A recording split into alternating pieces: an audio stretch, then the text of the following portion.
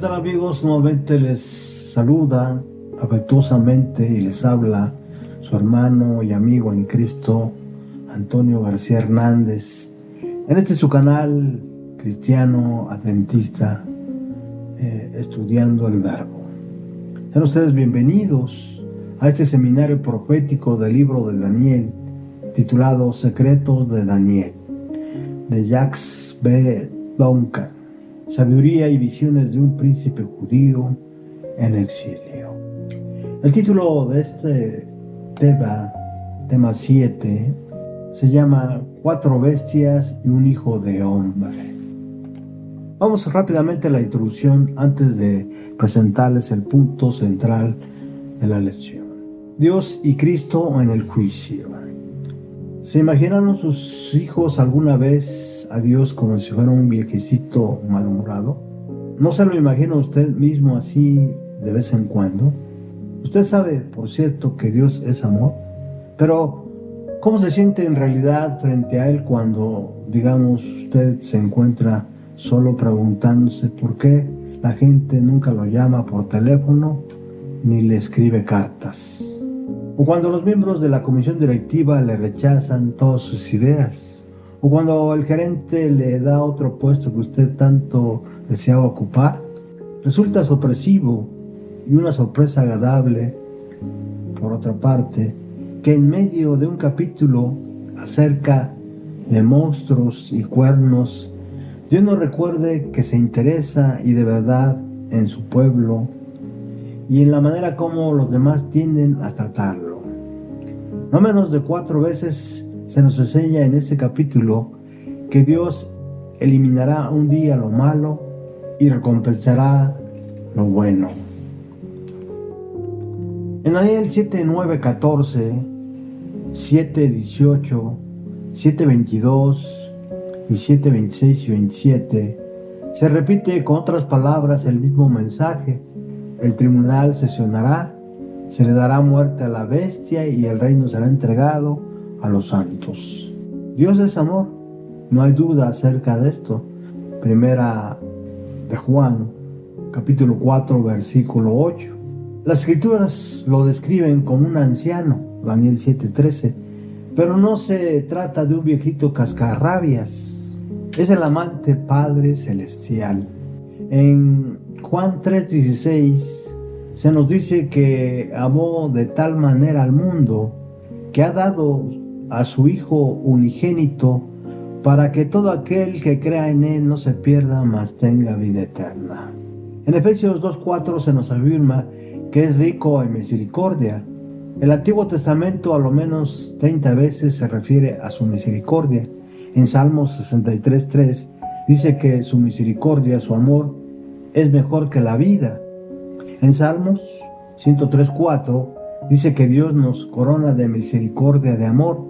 Y en Jeremías 31:3 Dios mismo nos dice: con amor eterno te he amado, por eso he reservado gracia, misericordia para ti. Por venir de un mundo revelado, de C. Marvin Maxwell. Antes de ir al punto central de este tema, que sin duda está a la mitad de este libro profético de Daniel, quiero invitarte a ti y a ti y a ti y a ti para que tengamos una palabra de oración en esta hora. ¿Me acompañan? Oremos. Bendito sea nuestro Padre que estás en los cielos, te alabamos y te glorificamos y te agradecemos, Padre eterno, por esa misericordia infinita que nos has manifestado mediante Cristo Jesús. Gracias, Padre eterno, porque has hecho provisión desde muchos años antes para que nosotros fuéramos parte de tu reino celestial. Nos has revelado a través del profeta Daniel toda la historia de la humanidad, lo que ha sucedido y lo que sucederá en breve. Por eso te alabamos y glorificamos, porque solamente tú mereces toda la suprema alabanza y gloria por los siglos de los siglos. Y en esta hora, Padre eterno, habilítanos con poder para que podamos discernir plenamente, Señor, y que tu Espíritu Santo nos pueda convencer de juicio, de pecado y de justicia.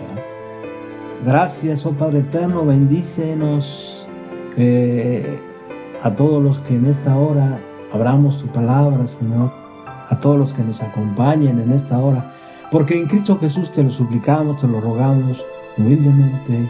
Amén, amén. Estamos en la mitad del libro de Daniel. Por eso en esta hora quiero invitarles a que tomen sus Biblias y vayamos al capítulo 7, que es el corazón del libro de Daniel. Daniel número 7, versículo 5. ¿Qué dice la palabra de Dios? Estuve mirando hasta que fueron puestos tronos y se sentó un anciano de días, cuyo vestido era blanco como la nieve y el pelo de su cabeza como lana limpia. Su trono llama de fuego y las ruedas del mismo fuego ardiente. Versículo 10. Un río de fuego procedía y salía delante de él. Millares de millares le servían y millones de millones asistían delante de él. El juez se sentó y los libros fueron abiertos. Versículo 13. Yo miraba en él la visión de la noche y aquí con las nubes del cielo venía como uno, hijo de hombre, que vino hasta el anciano de días y le hicieron acercarse a él. Y le fue dado dominio y gloria y reino para que todos los pueblos, naciones y lenguas le sirvieran. Su dominio es dominio eterno que nunca pasará y su reino uno que no será destruido. El eje central que inicia la segunda parte del libro, entramos en el género apocalíptico. Se interrumpe el flujo cronológico del libro. Regresemos al tiempo de Belsasar, en el año 553 a.C. Es el año de la victoria de Ciro sobre el rey de los Medos, Artajerjes. Es paralelo a Daniel 2, cubre el mismo periodo de tiempo, desde Babilonia hasta el fin de la historia humana.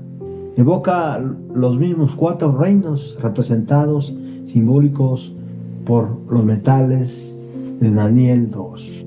Un león, un oso, un leopardo con 3 cabezas, y una gran bestia con 10 cuernos. Ese paralelismo es la clave de nuestro método de interpretación. Debemos leer el capítulo 7 a la luz del capítulo 2. En el capítulo 2, Nabucodonosor recibió la visión. En el capítulo 7 es Daniel, ahí en el versículo 1. Veamos rápidamente al versículo 1. En el primer año de Belsasar, rey de Babilonia, tuvo Daniel un sueño y visiones de su cabeza mientras estaba en su lecho. Luego escribió el sueño y relató lo principal del asunto. Lo que Dios reveló es lo que el autor narra. Dios es el que lo presenta. Los 4 vientos de la tierra, versículo 2, personifican los 4 rincones de la tierra. Zacarías 5, versículos 5 y 6. Vamos rápidamente. Zacarías 6, versículo 5 y 6. Y el ángel me respondió y me dijo: estos son los 4 vientos de los cielos que salen después de presentarse delante del Señor de toda la tierra. El carro con los caballos negros salía hacia la tierra del norte, y los blancos salieron tras ellos, y los overos salieron hacia la tierra del sur. La profecía de Daniel incumbe a todo el mundo. ¿Cómo? La profecía de Daniel incumbe a todo el mundo. Podemos dividir la visión de 3 escenas sucesivas. Cada una está introducida por la frase: miraba yo en la visión de noche, versículos 2, 7 y 13, el capítulo 7 del libro del profeta de Daniel. ¿Qué vemos ahí? Animales. La mención de esos animales tiene un gran significado. En la tradición babilónica, los animales simbolizan próximos acontecimientos históricos. En el contexto bíblico, por ser tipos de animales híbridos, representan fuerzas malignas. Por ejemplo, el león, versículo 4, corresponde al primer metal de la estatua de Daniel 2 y representa a Babilonia. El arte babilónica a menudo pinta leones alados. Se puede ver claramente en los museos. Una gran cantidad de leones alados decoraba la ruta principal hacia Babilonia. Equipara la fuerza del león con la velocidad del águila. Se vuelve casi invencible. Que le sean arrancadas al león nos recuerda las ramas del gran árbol que le fueron cortadas ahí en Daniel 4. Las características humanas recibidas es una alusión a la recuperación y conversión de Nabucodonosor. Este recibe el corazón de hombre. El oso, ahí en el versículo 5, era reconocido por su crueldad. 2 Samuel 17:8, Proverbios 28:15 y Amós 5:19. Y representa al gobierno Medo-Persia del año 539 al 331 a.C. y corresponde al pecho y brazos de plata de la estatua de Daniel 2. El que se ha alzado más de un costado que del otro representa el poder de los medos y de los persas. Es una dualidad de poderes, uno más fuerte que otro, porque la historia lo confirma. El cuadro profético, los persas eran más fuertes que los medos. Lleva 3 costillas en su boca, sugiere la voracidad de la bestia. La comida de carácter carnívoro hace eco de la postura agresiva de esta bestia. Ya dijimos que en profecía una bestia es un poder político, un reino, un gobierno.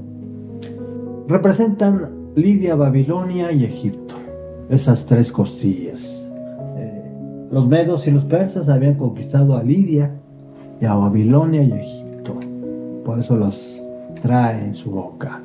Versículo 6, el leopardo. Corresponde al tercer reino de la estatua, en la vientre del bronce, y representa a Grecia desde el año 331 al 168 a.C. Las 4 alas intensifican la velocidad del leopardo. Las 4 cabezas representan la división del imperio en 4 partes al morir Alejandro Magno. Y se caracteriza por la velocidad y la universalidad de sus conquistas. Se le da dominio, es decir, autoridad para gobernar sobre toda la tierra. Daniel 2:39. El dominio de este imperio iría más allá de lo político a lo cultural, ¿verdad? Grandes pensadores, grandes filósofos surgieron de esa gran nación y que hoy son base en el pensamiento del mundo universal, ¿verdad? El pensamiento griego se ha infiltrado en todos lados, ¿sí? Hasta en la religión, ¿verdad? Personajes como Agustín de Hipona, entre otros, tomaron de hombres ilustres, ¿sí?, sus pensamientos y filosofías y creencias, y constituye la columna vertebral del pensamiento occidental. El dominio no es algo innato, es algo otorgado por Dios. ¿Cómo? El dominio no es algo innato, es algo otorgado por Dios. El poder está en las manos de Dios. ¿Cómo? El poder está en las manos de Dios. Versículo 7. La bestia espantosa y terrible. Representan a 10 reinos, del 476 después de Cristo hasta la segunda venida. Y esta bestia representa al imperio romano, ¿sí?, al imperio o Roma pagana. Corresponde con las piernas de hierro. Esta tiene dientes de hierro. Sus atributos son triples. Es espantosa, terrible, en gran manera fuerte. En el capítulo 2, el hierro desmenuza, ¿sí?, es decir, la espada, rompe, quebranta, capítulo 2, versículo 40. En el capítulo 7, devora, trilla y despedaza. Versículo 23 del capítulo 7. Ahora, versículo 7, ahí mismo, esta bestia tiene 10 cuernos. Representan reinos que surgen del cuarto reino, es decir, de Roma pagana o Roma imperial. Al igual que en Daniel 2, el cuarto reino termina dividiéndose. Los dedos de los pies representan esos 10 cuernos en el capítulo 2 de Daniel. La historia confirma esto. Las tribus germánicas siguieron la iniciativa de los hunos e invadieron el entonces decadente imperio romano. ¿Quiénes son esos 10 cuernos? ¿A quiénes representan? Número 1, a los francos. Número 2, a los burgundios. 3, a los alemanes. A los 4, los vándalos. 5, los suevos. 6, los visigodos. 7, los sajones. 8, los ostrogodos. 9, los lombardos. Y 10, los érulos. Este periodo de división sobresale especialmente porque surge una era de unidad y paz. Pero el interés del profeta no está en estos 10 reinos, sino en el cuerno pequeño que surge entre ellos. Versículo 8. Vamos a la palabra de Dios. Tomen sus Biblias. Versículo 8 de Daniel 7. ¿Qué dice la palabra de Dios? Mientras yo contemplaba los cuernos, he aquí que otro cuerno pequeño salía entre ellos, y delante de él fueron arrancados 3 cuernos de los primeros. Y he aquí este cuerno tenía ojos como de hombre y una boca que hablaba grandes cosas. Este cuerno pequeño se convierte en la preocupación de Daniel. Ahí en el versículo 8, el versículo 24 y versículo 25. Es el último mayor poder, y así lo describe el profeta con detalle. Primero, su aspecto. El elemento humano del cuerno pequeño lo hace distinto de todos los demás poderes animales del capítulo. Esto le da una connotación religiosa. El cuerpo pequeño es un poder político religioso. Sin duda, hasta este punto ya se están imaginando quién es ese cuerno pequeño que surge de la cuarta bestia en medio de esos 10 cuernos. Otra de las características es su tiempo. Aparece cronológicamente después de los 10 cuernos. Provoca en el proceso la caída de 3 cuernos. Estos eran pueblos arrianos del cristianismo que estaban en conflicto con el papado, ¿verdad? Fue el papado quien los eliminó y los borró de la faz de la tierra. Los visigodos fueron vencidos por el rey católico Clodoveo, conocido también como el Nuevo Constantino, en el año 508 después de Cristo. Justiniano y el ejército de las fuerzas católicas vencieron a los vándalos, otra de las tribus de esas 3 que desaparecieron, en el año 534 después de Cristo, y los ostrogodos, el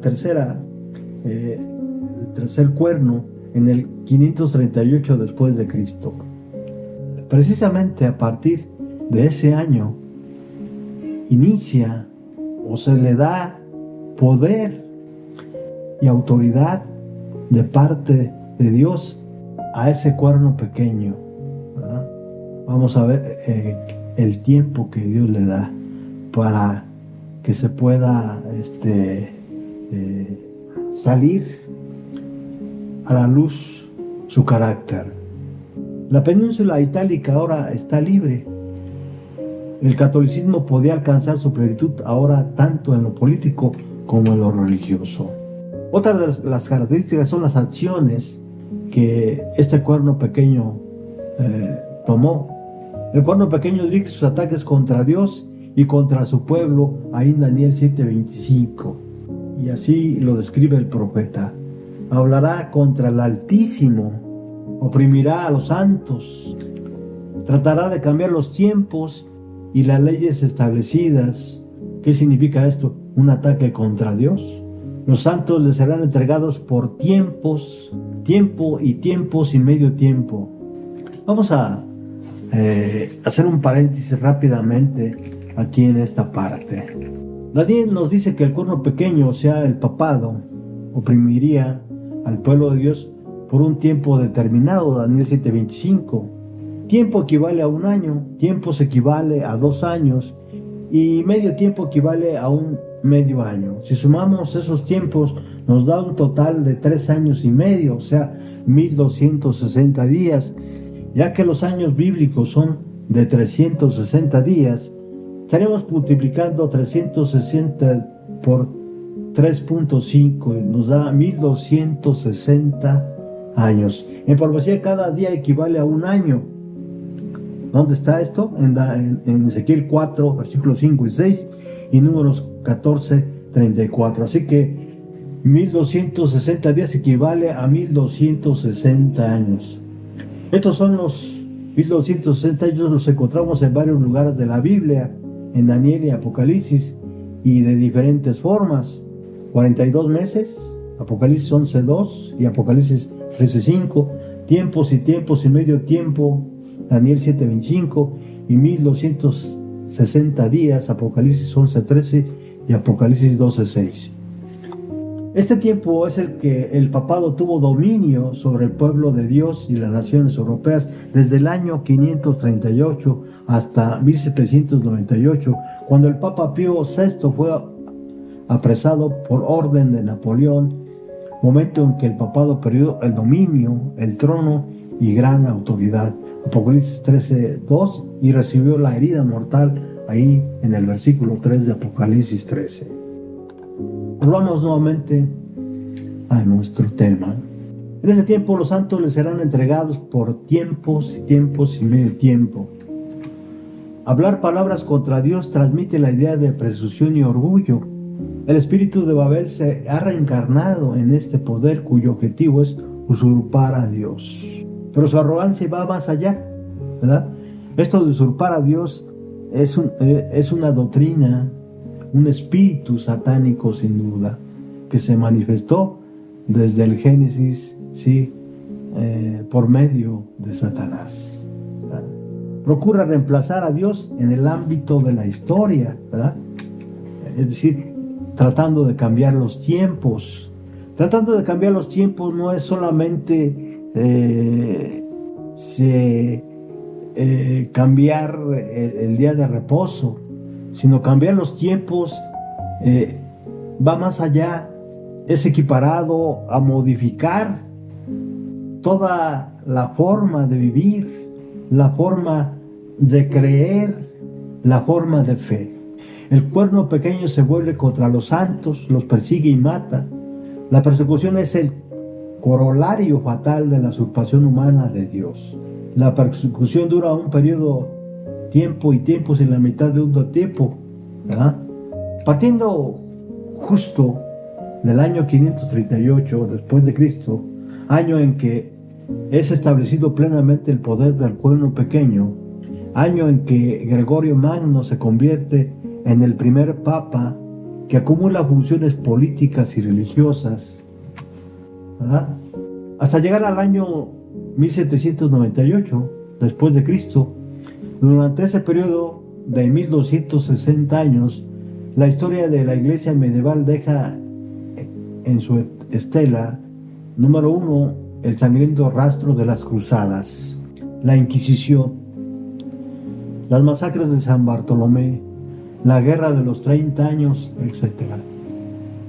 Cualquiera que hayan sido sus víctimas, los santos siempre estuvieron entre ellos.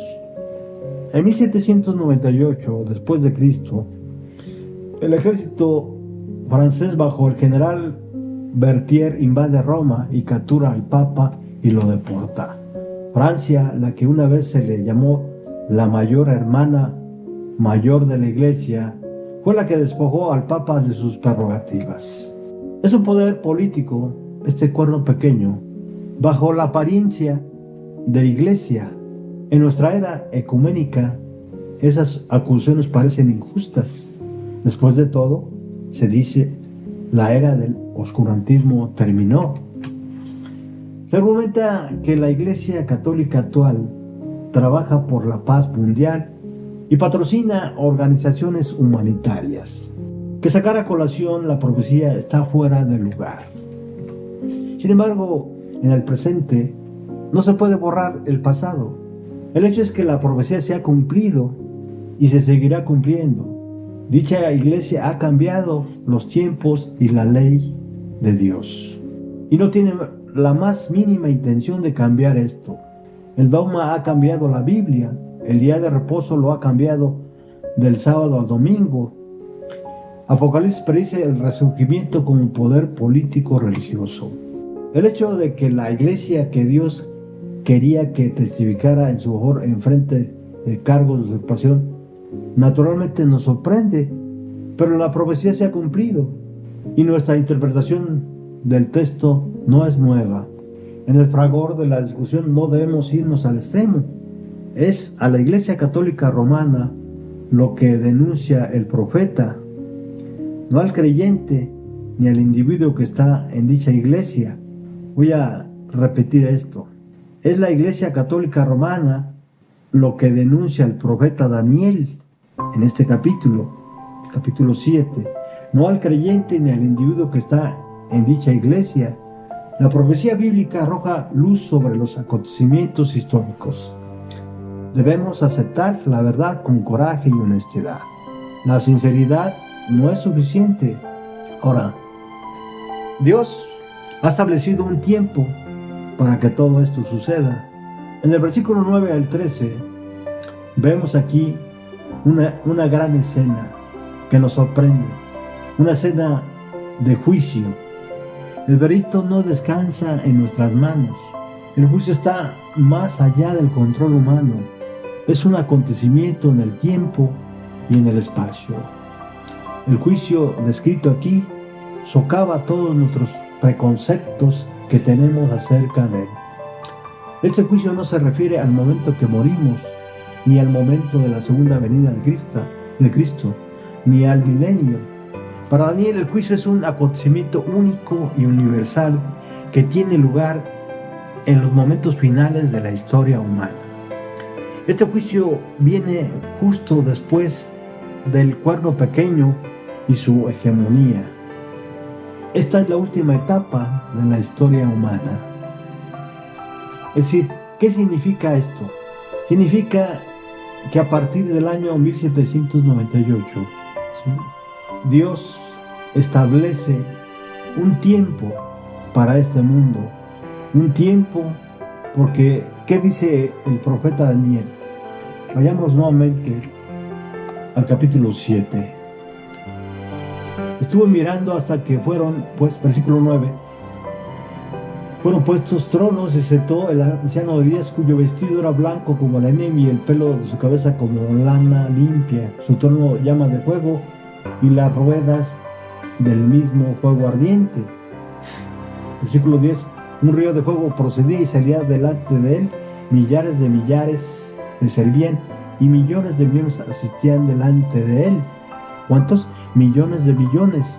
El juez se sentó y los libros fueron abiertos.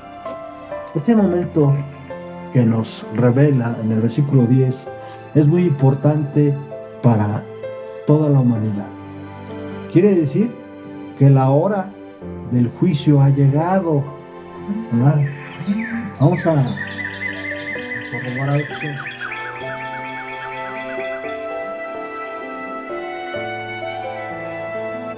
Vamos a corroborar esto allí en Apocalipsis 14, ¿verdad? Apocalipsis 14.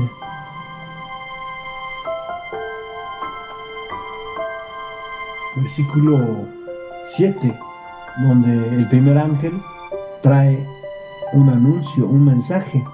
Temed a Dios y dale gloria, porque la hora de su juicio ha llegado, y adorar a aquel que hizo el cielo y la tierra, el mar y las fuentes de las aguas. En esta hora, Dios está llevando una acción, la acción de juzgar. Este juicio no es un juicio ejecutivo, sino es un juicio investigador. Y cada uno recibirá su retribución. Cada uno de los hombres y mujeres recibirá su retribución. Además, el mensaje concerniente al juicio es acompañado por una exhortación y una amonestación que revelan que el día de la salvación aún no ha pasado. Los hombres pueden aún buscar a Dios y escapar de la ira que vendrá. Esta es la última etapa de la historia humana. Antes de la segunda venida de Cristo a esta tierra, ¿verdad?, la gracia de Dios se habrá terminado. Daniel considera que es el acontecimiento más importante de la profecía. Está justo en el centro del capítulo 7 y este es el centro del libro. El juicio es el centro de todo el libro de Daniel. En nuestras mentes transmite la idea de delito y castigo e inspira temor y aprensión. No obstante, es desde el punto de vista reivindicar al oprimido, a la víctima, al sufriente, sobre el opresor y el mal. Es por eso que la palabra justicia, sekedaka, significa también amor, libera al oprimido para que retorne a la vida. Por eso el juicio es dado a favor de los santos, versículo 22, y en contra de sus enemigos.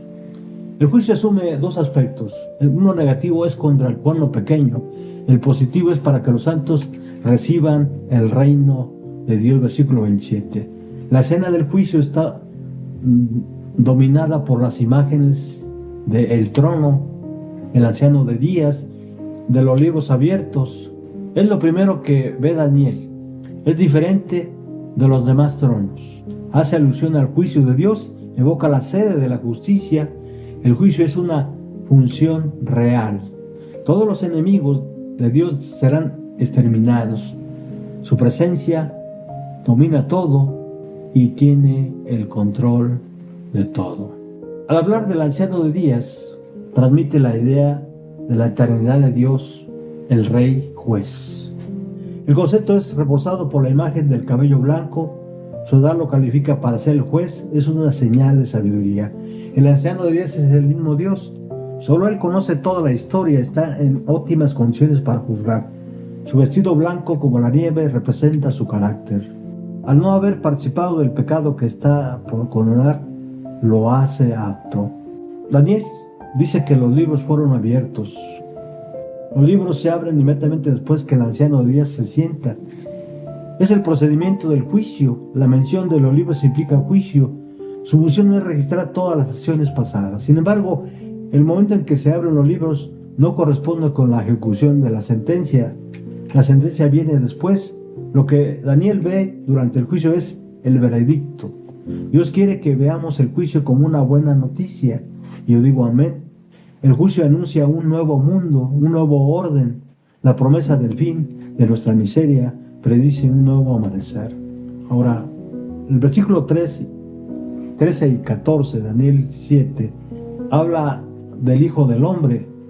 La última etapa es la más fantástica. Aparece como montado sobre las nubes. Es una expresión para referirse a alguien de naturaleza humana. Se refiere a Jesucristo. La descripción según los tiempos verbales usados lo que dice es: entre la venida del Hijo del Hombre a inaugurar su reino y el establecimiento real de ese reino se da un encuentro cercano con el anciano de días en ocasión del juicio. Uno de los pasos hacia el establecimiento del reino es un periodo de juicio. Ese mismo Hijo de Hombre que ha participado en el juicio es el que reaparece para salvar a la multitud de los santos. Y con estas palabras de esperanza, de consuelo, para todos los que sufren, para todos los oprimidos, para los que viven con esperanza, para los que lloran y gimen, terminamos y llegamos al fin de este tema. Esperando que hayamos cumplido y sea la palabra de Dios una bendición para ustedes y para todos aquellos que ustedes puedan compartir esto que estamos presentando. Como siempre, les envío un abrazo fraternal. Les invito para que nos acompañen nuevamente en el siguiente tema. Hasta pronto.